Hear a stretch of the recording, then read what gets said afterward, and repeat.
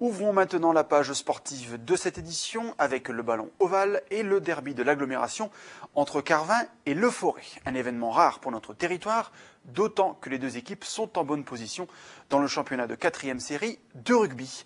Retour en images sur ce match accroché et décisif.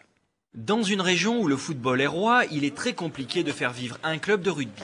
C'est pourtant le difficile challenge qu'ont relevé les dirigeants de Le Forêt et de Carvin, dont les clubs s'affrontaient le week-end dernier pour le derby du championnat de 4e série. Au classement, on est premier ex-aequo avec l'équipe le premier match où on a perdu, et le Forêt sont 3e. Donc là, c'est vraiment pour la suprématie régionale, quoi. Un match où Le Forêt va s'illustrer en premier grâce à une pénalité de leur buteur maison.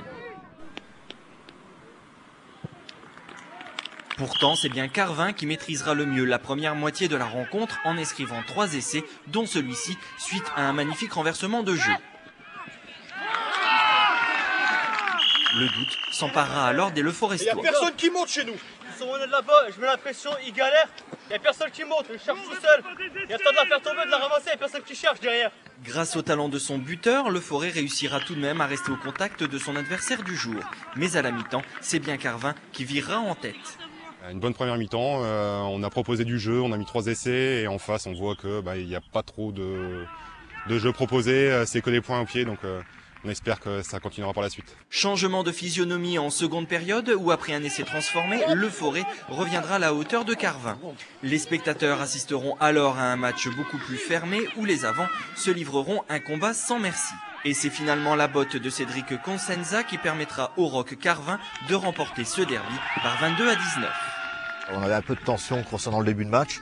On a tout lâché en deuxième mi-temps parce qu'on a vu qu'on avait les possibilités de passer devant et c'est pour ça qu'on a fait un peu plus de jeu en deuxième mi-temps. C'était beaucoup de combats devant et voilà. Et à la fin, c'était vraiment difficile. On a tout donné devant. C'était le gros challenge aujourd'hui. On voulait tout donner. On voulait montrer qu'on était là. Nous, de notre côté, on fait tourner pas mal. En deuxième mi-temps, on a fait pas mal rentrer de monde qui se sont bien intégrés, qui ont fait du jeu aussi. Donc la preuve en est qu'on peut remplacer facilement et jouer. Il manque encore un peu d'expérience dans notre équipe. Du jeu de 3/4, beaucoup trop de fautes de main d'en avant et manque de plaquage surtout, ce qu'on a remarqué dans notre équipe.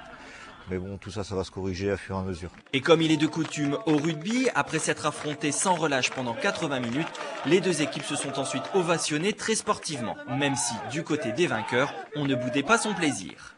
C'est le derby, hein. Carvin-Le Forêt, c'est quelque chose. Donc voilà, on voulait vraiment faire quelque chose aujourd'hui. Faut rappeler aussi que Carvin a été remonté cette année. Le club, l'équipe senior est revenue.